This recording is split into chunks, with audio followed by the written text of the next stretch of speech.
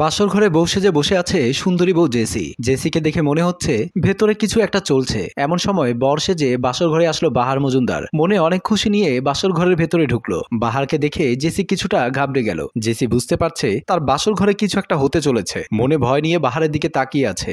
বাহার যখন বিছানার উপরে বসে পড়লো, জেসি শুধু আল্লাহ আল্লাহ বলে ডাকতে লাগলো। বাহার বুঝতে পারলো বাহারকে দেখে জেসি ভয় পেয়েছে। বাহার বলল, আমাকে দেখে তুমি ভয় পেয়েছো কেন? জেসি বলল, আপনি আমাকে স্পর্শ করবেন না। আপনি যদি আমাকে স্পর্শ করেন তাহলে আমি ঘর থেকে বেরিয়ে যাব।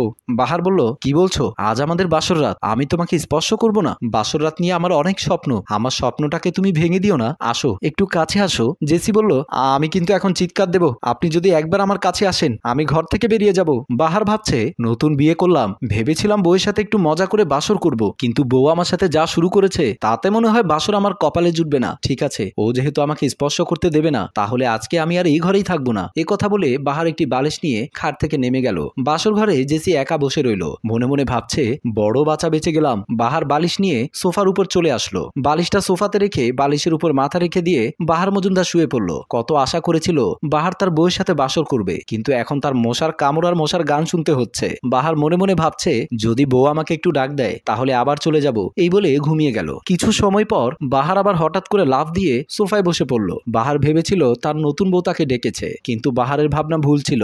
বাহার আবারও শুয়ে পড়ল। রান্নাঘরে কাজ করছে পারুল আক্তার। এমন সময় রান্নাঘরে আসলো ইভা। ইভা রান্নাঘরে এসে দেখতে পারলো পারুল আক্তারের মন খারাপ। ইভা বলল, আন্টি কি হয়েছে? আপনি মন খারাপ করে আছেন কেন? আপনি কাল আপনার ছেলেকে বিয়ে করিয়েছেন, এখন তো আপনি একটু খুশিতে থাকবেন। নতুন বউকে দেখতে পাচ্ছি না, নতুন বউ কোথায়? পারুল আক্তার বলল, নতুন বউ ঘর থেকে এখনো বের হয়নি, সে এখনো ঘরেই বসে আছে। ইভা বলল, কি বলছেন আন্টি? নতুন বউ এখনো ঘর থেকে বের হয়নি? আমি তো জানি নতুন বউ সকালে ঘুম থেকে উঠে রান্নাঘরে এসে পরিবারের খাবার রান্না করে, আর আপনি বলছেন এখনো নতুন বউ ঘর থেকে বের হয়নি? পারুল আক্তার বলল, এখনো সে ঘর থেকে বের হয়নি, আমি জানি না সে কবে ঘর থেকে বের হবে। তারপর ইভা বলল, ঠিক আছে আমি দেখে আসছি। এ কথা বলে ইভা রান্নাঘর থেকে বেরিয়ে আসলো। তারপর পারুল আক্তার রান্নাঘরে একা একা থেকে বকবক করে যাচ্ছে। এদিকে দেখা যাচ্ছে বাহার অফিসে চলে এসেছে। অফিসে বসে কাজ করছিল বাহার। এমন সময় অফিস রুমে আসলো বাহারের কলিগ নিলয়। নিলয় এসে বলল, কি খবর বাহার সাহেব? কাল নতুন বিয়ে করেছেন আর আজকে আপনি অফিসে চলে এসেছেন। কাল রাতে আপনার বাসর কেমন হলো? বাহার মজুমদার বলল,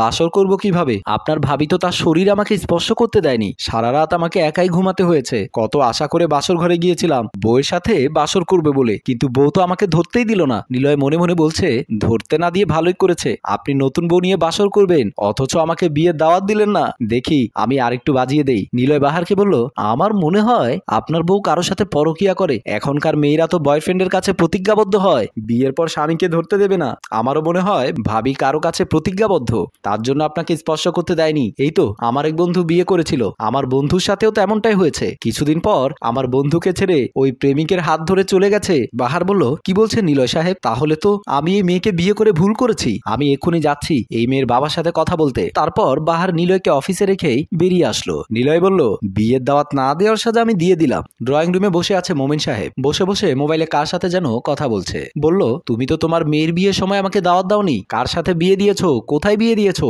সেটাও বলনি। শোনো মিয়া, আমি আমার মেয়েকে বিয়ে দিচ্ছি, তোমার দাওয়াত রইলো, চলে এসো। এমন সময় আসলো বাহার মজুমদার। বাহার মজুমদার হচ্ছে মোমিন সাহেবের মেয়ের জামাই। বাহারকে দেখে মোমিন সাহেব বলল, কি খবর জামাই বাবাজি, তুমি চলে আসলে? আমি তো আমার ছেলে সাইফুলকে তোমাদের বাড়িতে পাঠিয়েছি। বাহার বলল, আমি আপনার মেয়ের সাথে সংসার করব না। বাহারের মুখে এমন কথা শুনে মোমিন সাহেব কিছুটা স্তব্ধ হয়ে গেল। তারপর বাহারকে বলল, জামাই বাবাজি এইসব কি বলছো তুমি? কাল তোমাদের বিয়ে হয়েছে, আজই তুমি সংসার ভেঙে দিতে চাচ্ছ?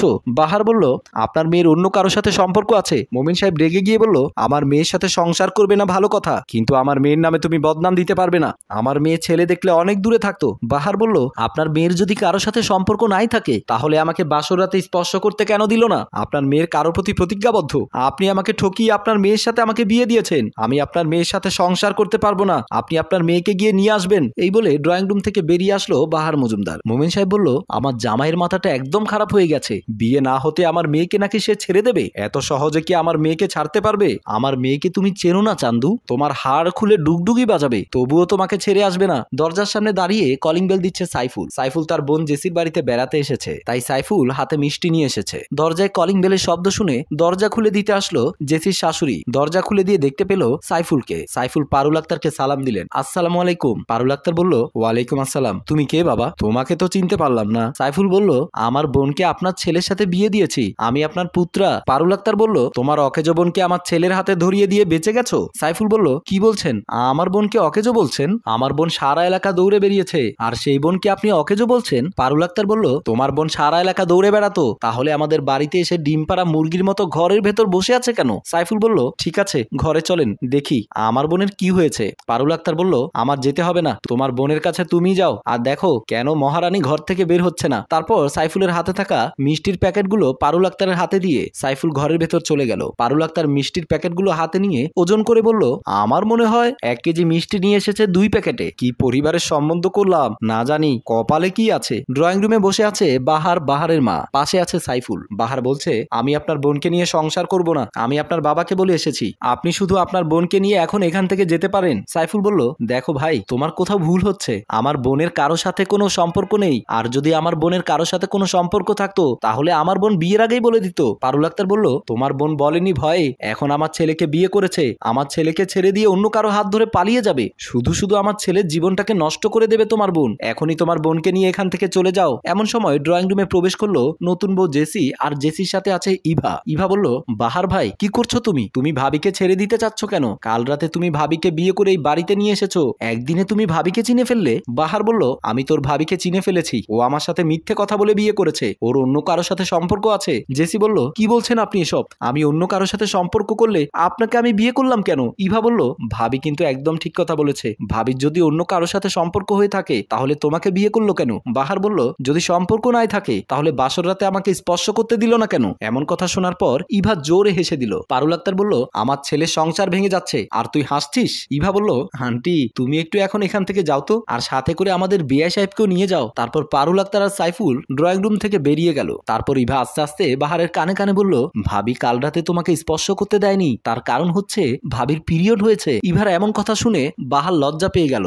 ইভা বলল, কোনো কিছু যাচাই করতে হলে আগে ভেতরে ঢুকতে হবে, উপর থেকে আমরা যাচাই করে বিচার করতে পারবো না। এই বলে ইভা ড্রয়িং রুম থেকে চলে আসলো। বাহার জেসিকে বলল, আমাকে মাফ করে দাও, আমি তোমাকে ভুল বুঝেছিলাম। জেসি বলল, এখন তো তুমি ঠিক হয়েছো, এখন আমাকে কাছে পেতে হলে তোমাকে 7 দিন অপেক্ষা করতে হবে, পারবে তুমি আমাকে কাছে পেতে 7 দিন অপেক্ষা করতে? বাহার বলল, তোমার জন্য আমি আজীবন অপেক্ষা করতে পারবো। এই বলে জেসিকে বাহার জড়িয়ে ধরলো। সম্মানিত ভিউয়ার্স, গল্পটি যদি ভালো লাগে থাকে তাহলে লাইক, কমেন্ট, শেয়ার করে আমাদের সাথেই থাকুন। ধন্যবাদ।